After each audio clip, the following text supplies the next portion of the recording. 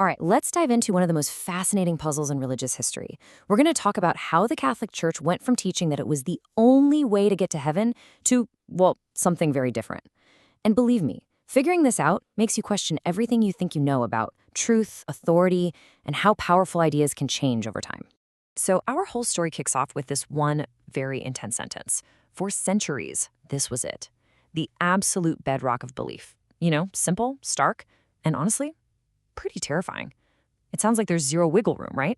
Outside the church, there is no salvation. Period. But was it really that simple? And here is where things get really interesting. Look at this. On one side, you've got a pope in 1302 saying that for any human creature to be saved, they absolutely have to be subject to him. No exceptions. But then, fast forward to the 1960s, and an official church council says that people who seek God with a sincere heart, they can be saved too. So wait a minute. How can both of these things be true? I mean, that's the big question, isn't it?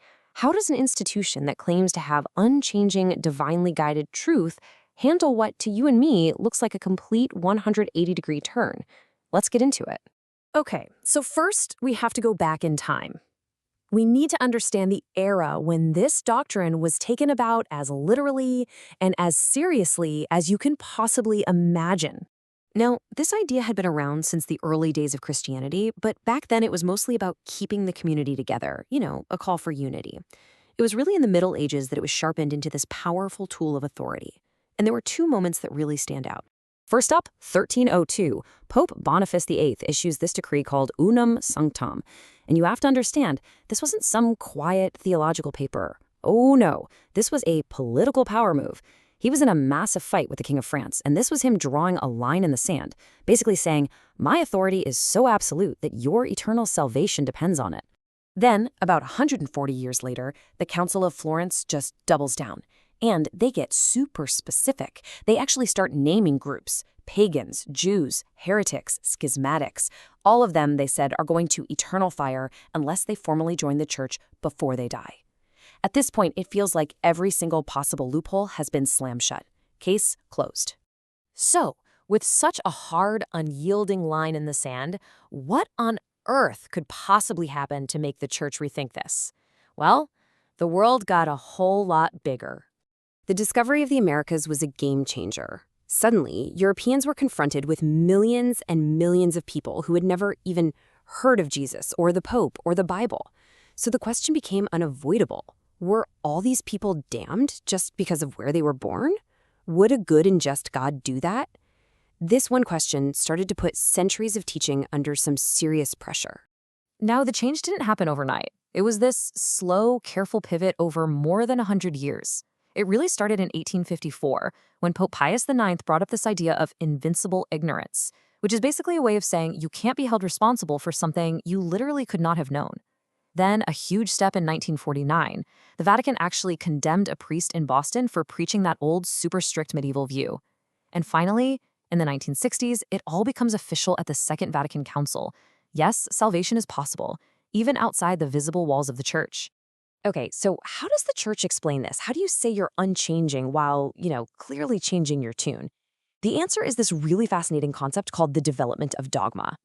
So the main defense they use is what you could call the acorn to oak tree theory. The idea is that the core truth, the acorn, never actually changes. In this case, the acorn is the belief that salvation comes from Jesus through his church. But over centuries, our understanding of that truth can grow and mature, becoming more complex, more nuanced. Just like an acorn grows into a giant oak tree. The essence is the same, but the expression of it is way bigger and more detailed. The Noah's Ark analogy really helps make this clear. The old medieval view was pretty simple. To be saved from the flood, you had to be physically on the boat, inside the visible church. The modern view says, okay, the ark is still the only thing that can save you. It's the only boat that floats, but its grace can reach out beyond the deck. It can throw lifelines to people who are in the water. So the source of salvation is the same, it's still the ark, but our understanding of who has access to it has totally expanded. And the way they make this work, theologically speaking, is by creating a distinction between formal and material membership. Formal membership is exactly what you think it is. You're baptized, you're on the books, you're a card-carrying member. But material membership, That's a whole new category. It suggests that someone who honestly follows their conscience and seeks truth is seen as having an implicit desire to be part of God's plan, even if they've never heard of the church. So all this is bundled into three main arguments. First, there's the mountain in the fog defense. The truth is always there, but as history moves forward, the fog lifts and we can see it more clearly. Second, the God as a teacher defense. Maybe humanity was like a child and God gave us simpler, stricter rules when we were less mature. And third, there's this kind of lawyerly defense. The church always promotes the front door, the ordinary way to be saved. But that doesn't mean God doesn't have a back door, an extraordinary way, that they just didn't advertise. But, as you can imagine, a lot of historians and critics look at all of this and see something else entirely. They don't see a beautiful development, they see a very convenient flip-flop. And this quote really gets to the heart of that frustration. Think about it. When the church was the only way, it was right. But now that people outside are being saved, it's still right because they're being secretly saved by the church anyway. For critics, this feels less like divine revelation and more like an institution that has set up the rules so it can never, ever be proven wrong. The house always wins. The main critique here is what's called the moving goalposts argument. When a medieval pope said the church, he meant the actual physical organization here on earth, with him at the top. The modern definition is much more of a mystical body, something spiritual and unseen. So the critics say, look, you kept the old sentence, no salvation outside the church, but you completely changed the definition of the most important word in it. You've basically reversed the original meaning. And what's so important to understand is that this isn't a one-time thing. If you look at other big moral issues, you see the exact same pattern. Take usury, charging interest on a loan. It went from being a mortal sin to just being part of a normal economy. Religious freedom? The church went from teaching that the state must suppress false religions to teaching that every person has a right to their conscience. Slavery? From being permissible to being called intrinsically evil. The pattern is undeniable. And this all leads to the ultimate critique from the secular point of view that theology doesn't actually lead the world, it follows it.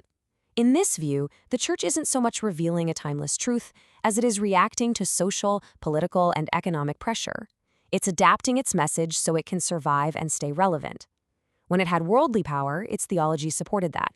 When it lost that power, its theology developed. So, when you lay out all the evidence, you're left with these two incredibly powerful but totally conflicting ways of understanding this whole story. On the one hand, you have the divine view. This says that a living faith is guided by the Holy Spirit, which slowly reveals deeper and deeper truths as we, humanity, become ready to handle them. But on the other hand, you have the human view, and this says what we're seeing is a brilliant, powerful institution that has masterfully adapted its rules and its message in order to survive for 2,000 years. And that really leaves us with the ultimate question, doesn't it? It's this tension between the ideal and the real, between the divine claim and the all-too-human history. Can an institution be divinely guided and historically messy at the exact same time? It's a question that gets to the very heart of faith, history, and what we mean by truth itself.